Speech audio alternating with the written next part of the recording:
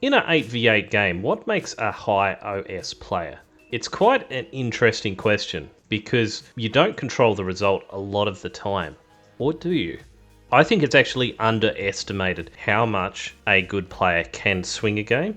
We've got Hexu and Cutex on the same team and Sweet Sacrifice, which is devastating actually. If you have watched these videos before, you probably would have seen these players play. Tremendous bar players, and certainly I've played against both, and it's been quite a time keeping my head above water.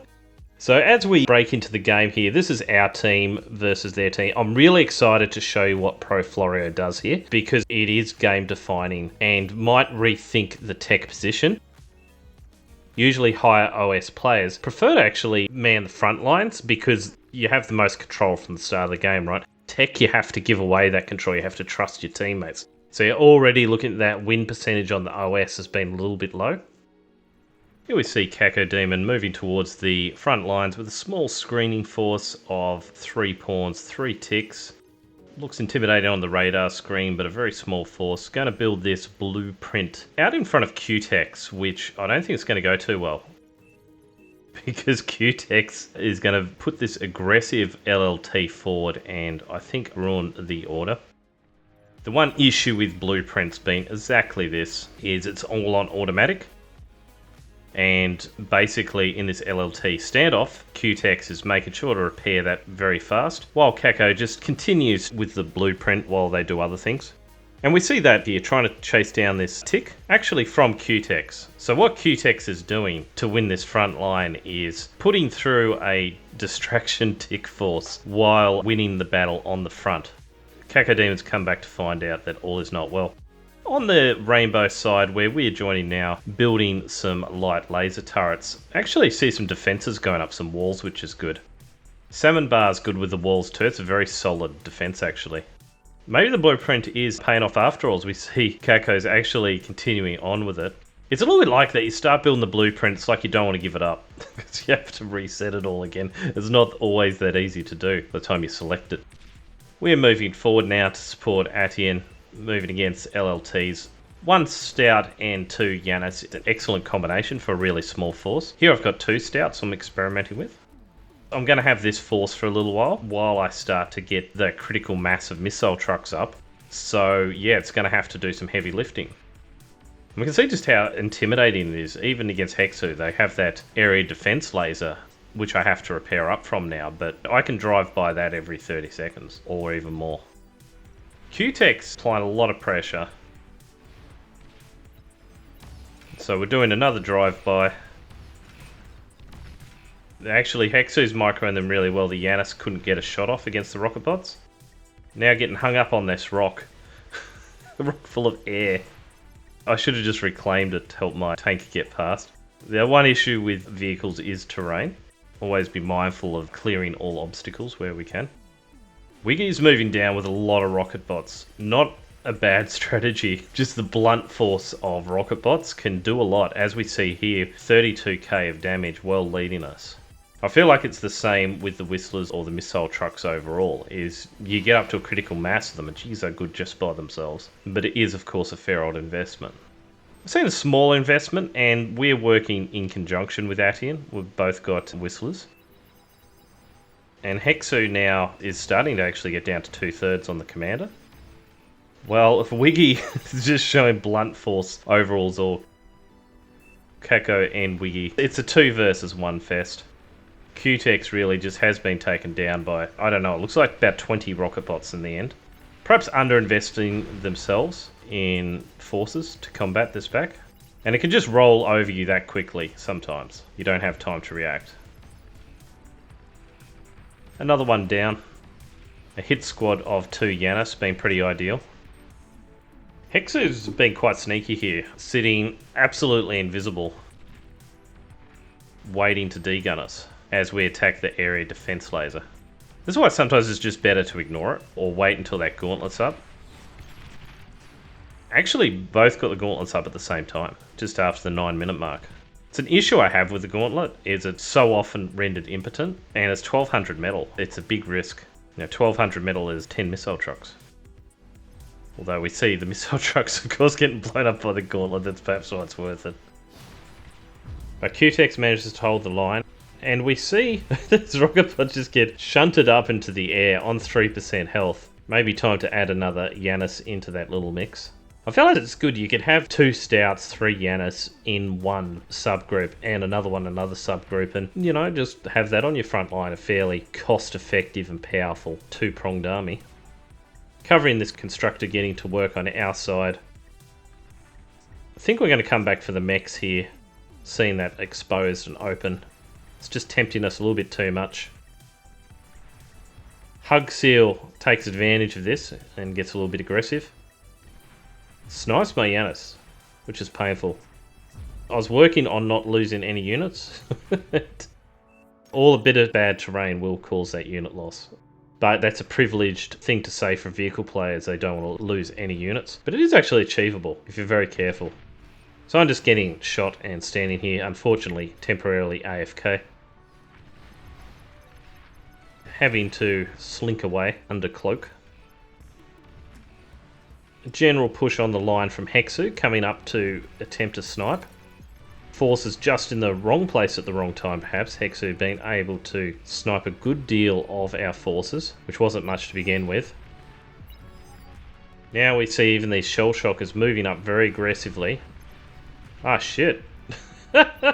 Hexu gets taken down. Very offensive. I think just trying to bust open the defences and was willing to let the commander go, perhaps, to affect it. We now see Hexu doing a lot of damage, really carrying the team. A lot of pressure. Adian's having to move back also. And pretty much we see a busted up front line, but because of these walls that were built, still a very effective front line. Just less aggressive. This is why I prefer building my defences back a little bit further. And we can see that here, Florio is actually taking ownership and building this rattlesnake at the 12-minute 30 mark, which is pretty early, right? Building it on the front line to secure Rainbow. Always the weak spot, and having a rattlesnake there is really going to change the dynamic. Hug Seal and Hexu, it's reliant on the team at this point for them to really push forward and sort of break us and cause the other lanes to cover for us. So if they can't do that, then that alleviates a lot of pressure across the whole front. Salmon Bar even has been pushed back a little bit, but has got things in the canyon well in control. We got a fairly early T2 up around now. That was the plan with this build. To not spend too much time on T1 units, just get out a smaller amount of T1 units. We had not that many missile trucks, sort of ran out of money to be honest. We had some Stouts and Yanis, mostly all destroyed now. And I suppose with that ion cannon going up, I feel a little bit more confident to get that early T2. This is a real fight. So we see the aggressive Wiggy and Cacodemon just being very bullish, but being pushed back by all this T1, which isn't exactly a win for the bottom team. But Alpha Trunks is showing his smurfing ability here just by building a ton of T1 units, getting worded up nicely. That is a scary amount of thugs. It's often like that, you know, you can be a worse player and just build T1 to surprise the other team just by your stupid amount of thugs. And we see that happening right there. Florio is saying I pork, and it's coming over and now porking up Canyon as it's been the next weakest spot, predictably so at this time.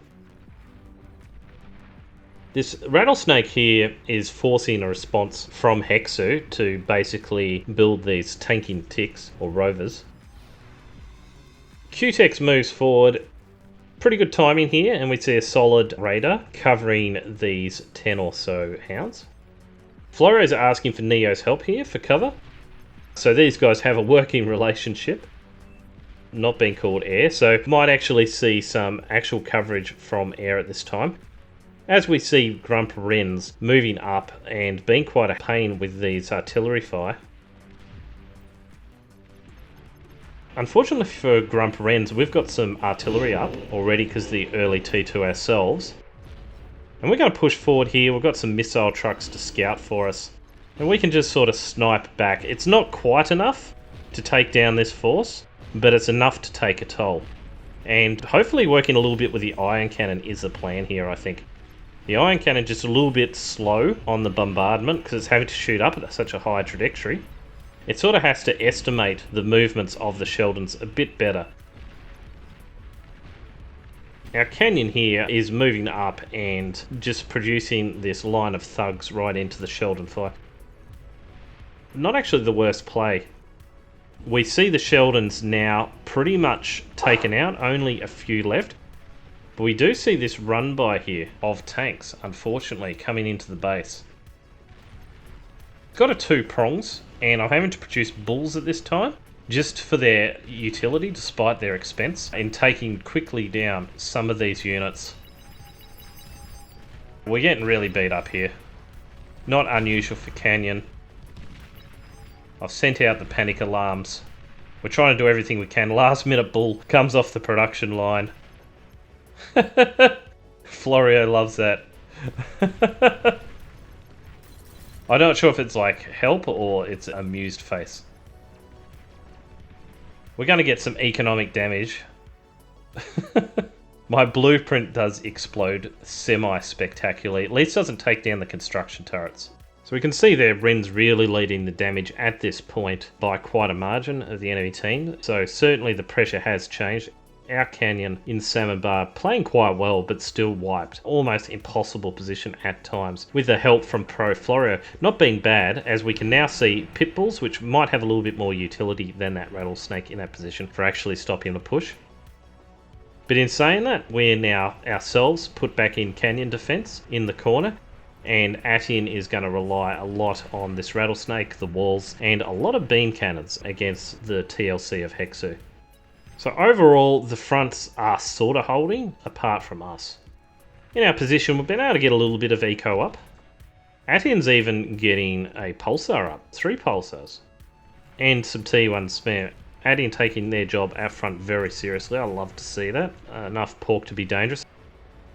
Another push here. We've got a small force here. It's not ideally suited with the artillery, so this is the counter to our force mix, sort of. Neo expecting very good APM. And gets it, because we do wake up. The attack taken down quite nicely, but what Florio is doing here is even putting down beam turrets. We see the utility of the air constructors come in and just being able to form those defences just in time. Even having the T2 hanging back on the transporter. Working in, obviously got a lot of confidence with air to be able to do that. This push forward here from air, from our Neo, does semi-take down this front base, which is always ballsy. And we see a march of spiders, as is popular. Just go down the guts of the open ground and rely on weight of numbers. Combined with welders, might actually do something. Q-Tech's under a lot of pressure, actually. Has never really changed. Q-Tex has been fighting for their life. And we see that again now with the Fat Boys. Excellent artillery for what is otherwise a pretty plain force mix. Like, it's T2, it's definitely T2, but Q-Tex does have snipers and will be able to, I think, push this back easily. So the Spider Force here getting taken down, I think, by the enemy air. Requesting support. I'm not sure if Neo has what it takes to actually support this push after the semi-unsuccessful bombing run of Hexu. Look at how many welders they took down. Unreal. The Fat Boys just showing how OP they are on any grouped up units. Wiggy has got a little bit of regret there pushing and not getting support for air, but the air was just too much. We launch an attack now. Feeling quite confident with the big force here. Backed up by the Rattlesnake. We can see Hug Seal on the mini-map here. Going to come around both sides and surprise him. The Bulls do a surprising amount of damage very fast. They can sneak up and nab a commander quite quickly, even in arguably D-gun range. So we're going to move forward here and launch an attack on Anti-Canyon, but I think Anti-Canyon has other ideas. You can see here these sumos coming out of the void. We're thinking, oh yeah, we can take these on. We can take these on. I've got enough. The attack just continues and continues. Oh no. Too much. Yeah, just getting fried here. The best thing about the Bulls, and what I'm trying to do here, is not get caught on every single shot, their manoeuvrability and their firepower. If you can get them away to heal up another day. We actually see Atium moving forward with Starlights, which is pretty cool. Diverting the pressure, even with a couple of Starlights, we see the Fiends and Sheldons shutting this down. So it's dilated this attack that little bit properly. Okay, overall, we are starting to get overrun. A huge attack back and forth here. We really haven't got the units on the field. The Shuriken have been chased away by the enemy air. Fortunately, a couple of pawns are here to play tank. Dodge tank. Away from all the missiles. Excellent dodging. Salmon Bar getting a lot of use out of 90 metals worth of pawns. Just goes to show how vulnerable recluses are on the flat ground. We're mainly defending this base with AA at the moment. Some sumos moving down from the other direction. Atin's asking for help, but we're just really battling for our lives here under all this pressure. So it's a very dynamic front here defending the canyon. I see this ion cannon come up. In our anti-canyon spot, Wiggy is making a more conservative play now, getting a Rattlesnake up on the hill and otherwise contesting this pretty advanced army actually with a Razorback there before the 25-minute mark. Really, that's how our whole front line looks, and definitely Wiggy is the tip of the spear. Yeah, the base is still there. Some damage inflicted to it. Check out Atin's pork. That's ridiculous. Pitbulls and Pulsars. I think Ren's now just find out how bad this all is. Just trying to make use of the Sheldons, I think. But perhaps a little bit optimistic facing off against those pork. We are seeing a concerted attack actually as Hug Seal moves down as well. Some excellent pressure from the South team actually. Just keeping it up, and we see some ground forces finally from Pro Florio. Just this stream of spam coming in to try and balance the forces a little bit. South team here detecting a bit of weakness, but it wasn't real. And we're seeing part of the reason for the push is just this artillery is really messing up with Hexo's forward base here, which is such a risk. This artillery, by the way, has immense range. It can even snipe at, I think, all the 3 forward bases that are basically you can see on the mini-map now in the dark. It can't snipe Canyon, but pretty much everything else it can snipe here we can see on the South team. Unfortunately, we've got a Vanguard bombarding against us. Otherwise, I'd feel a lot more safe here. So we're trying to build some defences, but it just feels like we can never quite get the job done and pork up properly in Canyon. Not unusual. This artillery is just absolutely punishing Hexel. Perhaps enticing Pro Florio to build the artillery. It's a poor man's Ragnarok, the artillery, but it's not that expensive, and it's better than perhaps even getting a Ragnarok. Get 10 long-range artilleries first, because they do certainly take a toll. Absolutely massive attack here of grunts and spiders moving out at the same time. Excellent coordination from the 3 anti-canyon players. Pitbulls are pretty good units, but not necessarily against this many pawns, or grunts I should say. The beamers are death. However, so we see the grunts pulling back, coming in around the side, chasing down our anti-air. Just can't get away from the beamers. Very sneakily set off on the side here. One of our friendly spiders on the hill finally getting taken out. Got these termites moving forward, getting chased down now by my Jaguars. Trading quite well are the Jaguars, the fast response force. Termite getting hit again and again up the butt. Up into the air. A smoking ruin before latching down onto the hill. Not to be ever reclaimed on the face of Mount Everest here. They are trading quite well against my Jaguars. You know, 2-to-1 easily, so there is that. Hexel at the moment looking a little bit the worst for wear, and the same with Cutex actually. This bombardment starting to take its toll, and I'm not sure if 2 shields are enough. A 6 long-range AA and 2 shields doesn't do the job. If you ever thought it was too weak, look at this bombardment. Ridiculous.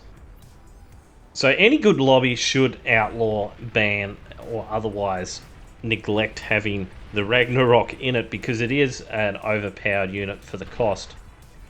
It could cost 3 times as much and people would still build it because it's that good, right? But in saying that, the long-range artillery's got the same issue when you really think about it. It's just a little bit more subtle, and you need to time the shots together.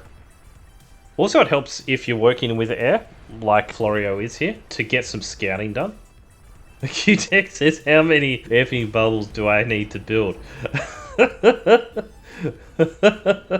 Neo's in on the joke with muhahaha. Oh man, this devastation is unparalleled. A lot of pressure because this is a deep strike, right? Like, a front line's all set up to take punishment on the front, but not really back at the base. That is just disastrous. There's no capacity. There's no real redundancy for this. Artillery is pretty effective, right?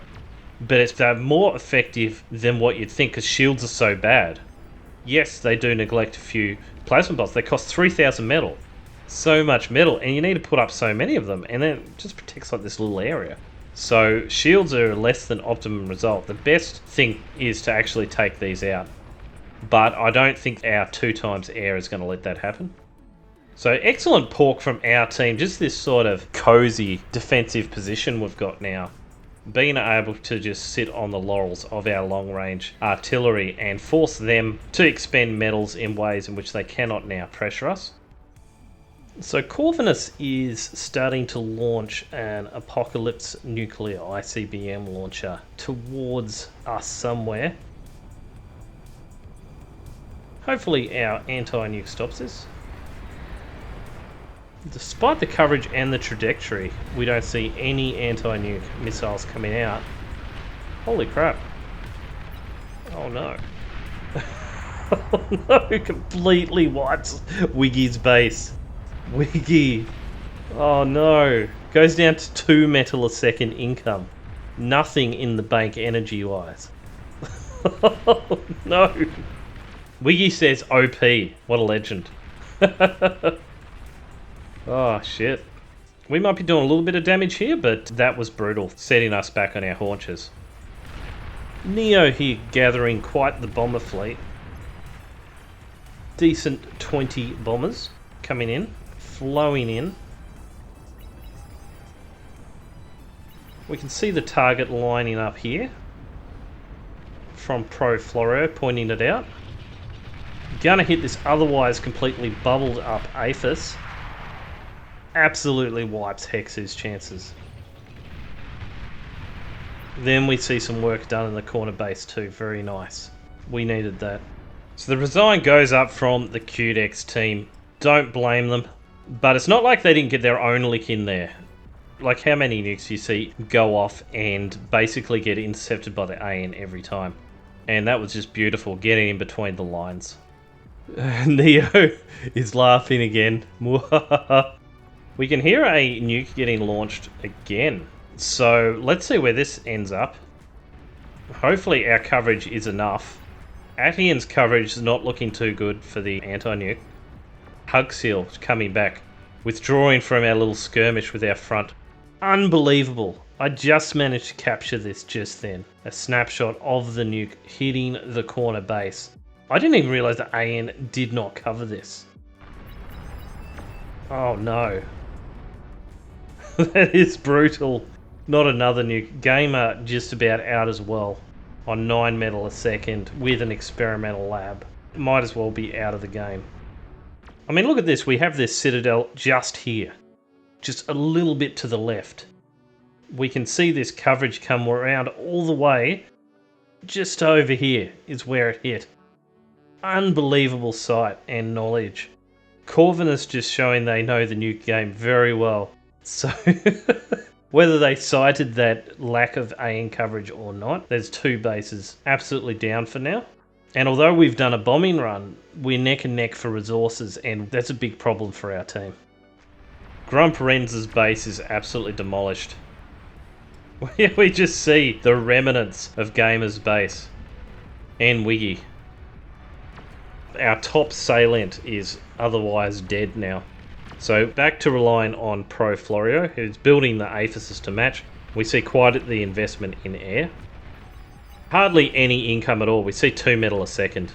9 from Gamer, 2 from Wiggy. Now we see the Marauders moving through the area where these walls were, and the issue is with walls, they sometimes give a false sense of security, which a T3 like the Marauders can just walk through the walls, of course, and past a good deal of your forces very fast. Unfortunately, we do see the Starlights, the natural counter, I guess, into Marauders, being produced out of the T2 lab. Going to knock down most of them. I think there is going to be some economic damage done, but it was actually shut down. Oh no, the Marauders are still moving forward. Ooh. The Bombers having to take them out in the end to stop any further damage. Marauders always last a little bit longer than you're comfortable with. Okay, so we're seeing another launch here from Corvinus. I'm getting a little bit of PTSD as I see this. Out it comes. Where's it going to hit? I reckon it's going to have to hit here, isn't it? Haven't got the AN up yet. Oh no, it's coming in over here. Right in the corner. Fantastic scouting. Oh, shit. Despite all that, we're still not seeing an economic damage from those nukes hitting. We're still neck and neck. Okay, so we're pushing forward. We've got a solitary vanguard we can sort of see on the map now. And we're going to attack this, obviously. Our artillery can actually hit it, which is always a nice force mix. But we are getting an unexpected amount of fire. And this is the issue with vanguards, right? They got that reach. And then we see the Thor comes in. We might as well battle it, but it's just a juggernaut. Totally outclasses our T2, the Thor does. A hill of vanguards annihilated our push. So although it wasn't an ineffective push, we did take down some units. It wasn't an effective push either, and I would blame timing for that. You've always got to wait till some other part of the front is under a lot of stress before pushing forward. And I made that critical mistake of going, oh, well, looks clear. I'm going to push forward. No, don't do it. Stay in reserve till there's some other distraction. Of course, then everyone ends up not pushing. That's what ends up happening in aviates, right? But that's why you got to ask people, are we going to push? So critical, I don't see people do it enough. Our base here at the moment got a lot of T1 economy and T2 now. Sitting on a reasonable economy, even though we're in the corner with, of course, all the disadvantages that come with it. We're having to sit back at the moment, pork up, and just scale up a little bit further for the T3 production, which we badly need, of course. The south team, we're seeing mostly everyone's bubbled up, but only the front team needed to. Hexu's decided not to bubble up at all. Just to face tank the artillery shots. Rely on ticks perhaps being a screen for the base. Working out so far. I'm not sure how much longer that's going to last for. Over in the opposing corner, actually do see a lot of scaling up. So the south team is not dead at all. And we have the lead in metal, but it's only about 100,000, which is negligible at this point of the game. It's going to come down to how well the teams play in the next part of the game. And we see this now with Neo pushing down again. Quite the fighter war. I'm not sure if these bombers are going to get through, are they? It's honestly hard to tell. No, they all dissolve. So much AA. That's a crazy fighter war. So Neo certainly testing out the late game air, which can be a trial. We see the artillery now finally starting to hit Hexu's base. Yet again, now we see that scouting information. The most important thing that air done then, even though the bombs got shut down, was just expose this intelligence to all this basically uncovered base that Pro Florio can snipe at. At this point, Florio's just got so much income, is just sending down massive heaps of grunt spam, because just needs to get rid of that metal excess. We've got a reasonable pork set up here in the canyon. It's not overwhelming by any means, but it is defense in depth, and it's protecting all that eco. Wiggy's actually moving all the way over the side to canyon to try and outflank. Dead. Yet again. Holy shit. South team's taking a massive beating. Big push from us now. We see with Wiggy trying to outflank and then move back to the centre again with those Razorbacks. Obviously trying to get around these Thors, which have seen how exposed that left side of the map is. Probably a good couple of hundred grunts here, looking to move down. How grunts should be used rather than this endless stream. Got to bunch them up into this giant horde. See, if I'd waited till this time, the attack would have gone a lot better. But as it stands, we just haven't quite got the forces. Florio, of course, is going to try to take down the Kargan. It's not going to succeed. No more scaling also from Pro Florio, apart from some energy converters, for some reason being built. No more Aphises being built, which I totally agree with. At the 42-minute mark, when you got 10 Aphises or so, don't need to build anymore. It's better to put the pressure on. Of course, if you haven't got the APN to capitalise on it, it might be better to scale still. But Florio's not going to have that issue. Applying a lot of pressure. Cacodemon also moving down. Finally, the nukes are getting taken down by anti-nukes, who are starting to fire blind. So it's starting to look like we've got the obvious advantage at this time. Even I've got a T3 up, which I'm a gog at, because I'm usually just so busy that I don't get the opportunity for it. So we're going to have some Vanguards, we're going to have some Razorbacks. Pretty good mix I've found for when you haven't got a heap of T3 economy.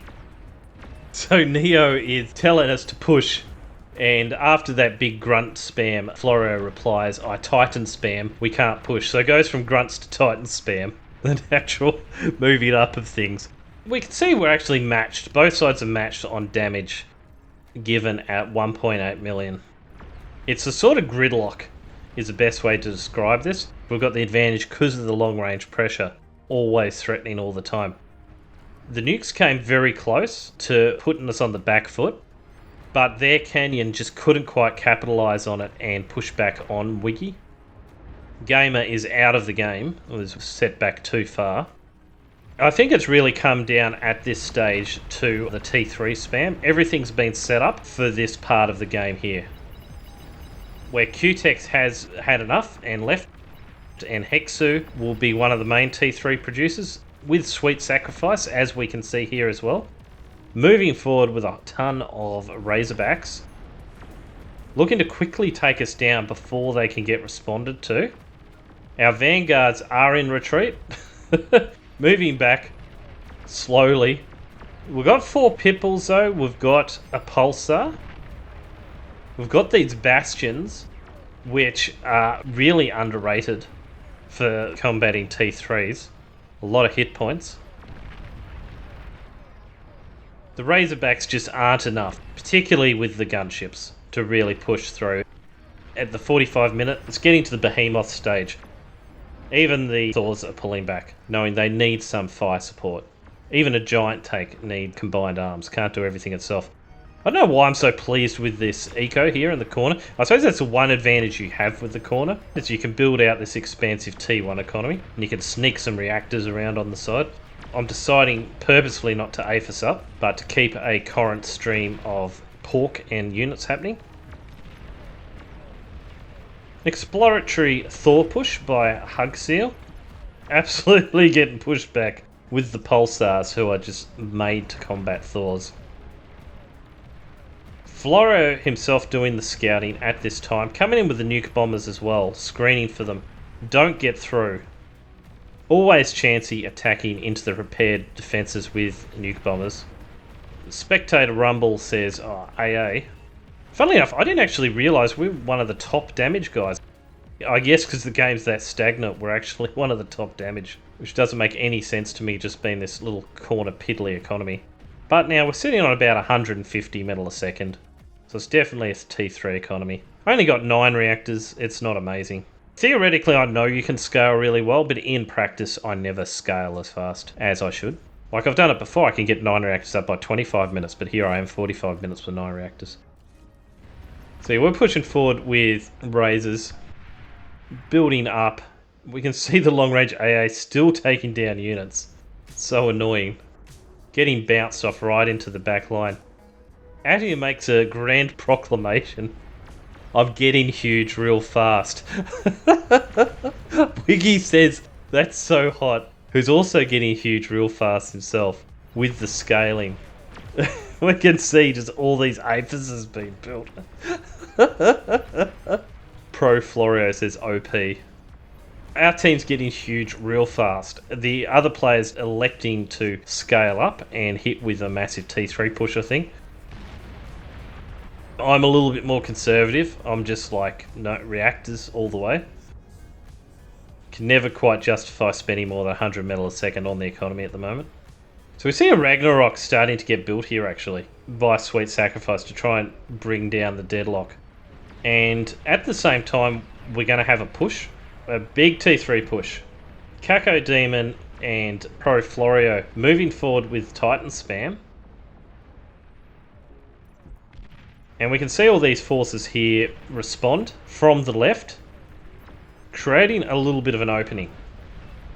But you're going to have to respond to this. This is ridiculous. There's maybe 15 Titans here. It's a lot. Maybe only 10, but it seems like a lot. Particularly with all the pawns running between them. How cinematic is this?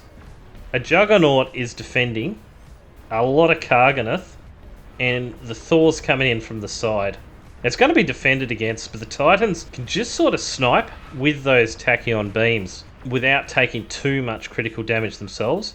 Excellent pressure. I'm moving forward because I see this opportunity, right? I'm like, the left is abandoned. Has been manned by Thors at all this time. And so it's our chance to contribute. Even though I didn't have enough forces at this time, I was still building up.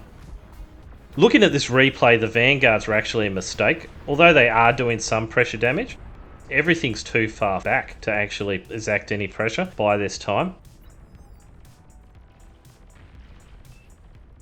And we're moving down here, though, from the left.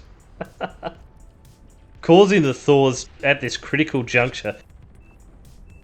Allowing the Titans to basically move in. Which was the plan. I didn't actually expect to break through, right? I'm just like, this is a too small a force, surely. We're stopped by a wall off here of airport and construction turrets. Which our Jaguars are going to chew through pretty quickly. A whole heap of AA. Interestingly placed. Emergency response Thor caught up on the rocks, but I think they've let us get through. Holy shit. The late game base just too interconnected at this time. We see 33 metal a second now from the enemy tech. Not enough. Sweet Sacrifice, I think, leaving. Thank you, Rumble, for the shout out. Very nice. Rumble shouted me out like every second game, it feels like at the moment. Thank you, Rumble. You guys are the best fans. Neo, a fantastic last smashing. So we just won everywhere in the end. It was just too much. And really, there weren't that many differences in forces. We'll have to see on the metal produced side. I just don't think the T3 difference was staggering, but it is what it is. We managed to find the late game disparity and overcome it. We see maybe a little bit of difference in economy finally, just with Atian getting huge. And Wiggy too, of course. But they hadn't moved into T3 yet. We're just waiting now on this last base, getting taken down. Fought to the last man. Quite satisfying when the enemy team doesn't resign, I must say, at this stage of the game, the 52-minute mark. We even had some spam in the end. We're sitting on about 200 metal a second. Battle ended. Yeah, wow. So Pro Florio, that was the focus player today. Didn't even produce a unit basically till the Grunts and the Titans. Had 1.27 million damage in the end, a ridiculous amount.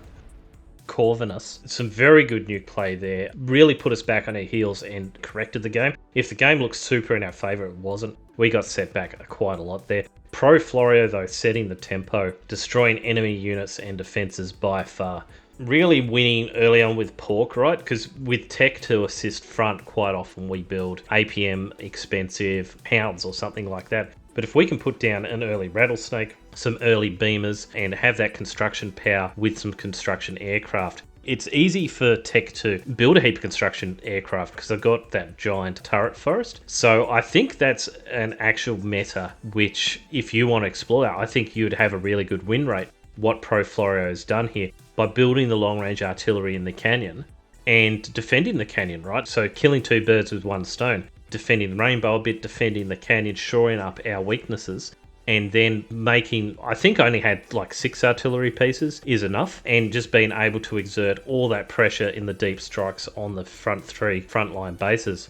Showing how it's done, then scaling up and making sure there's spam to respond to things, and then of course that builds nicely into some Titan spam. So Pro Florio, very simple strategy there you guys can follow up with, and very cruisy. I don't think you necessarily need to be some super high APM player to do that.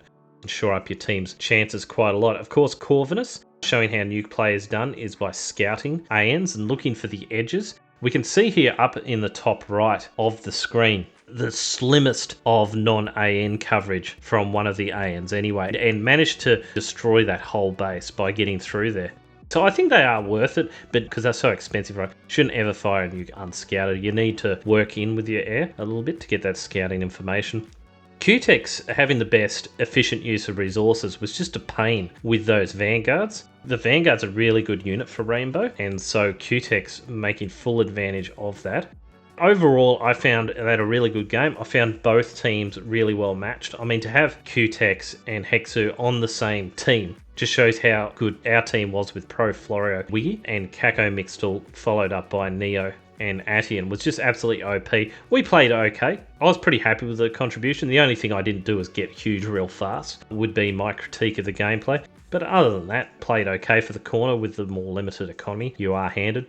Pro Florio on our team getting all the damage, as they should with the Titans in the end, and Kako Mixtel as well after that big T3 war. With our little contribution, I was pretty happy, reigning about 2nd place, 3rd place with the damage, upholding Canyon. And we can see there, with not a lot of metal produced either, about 250k.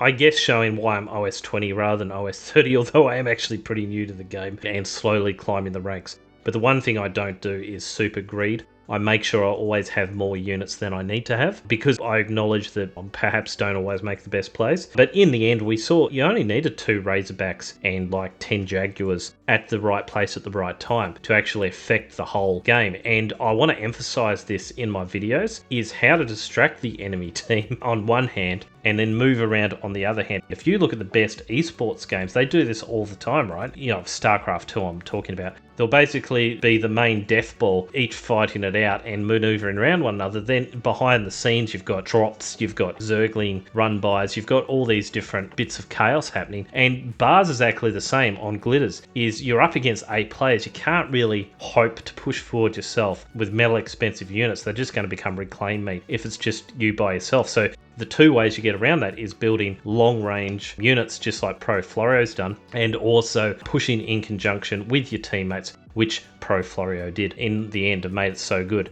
So teamwork makes the dream work, no surprise there. And that's how we got the victory in the end. Just better teamwork despite up against some very dangerous players. Thanks very much for watching the game today. I'm going to present the best matches I find to you guys. If you could tell others to subscribe, I'd be immensely grateful. See you next video.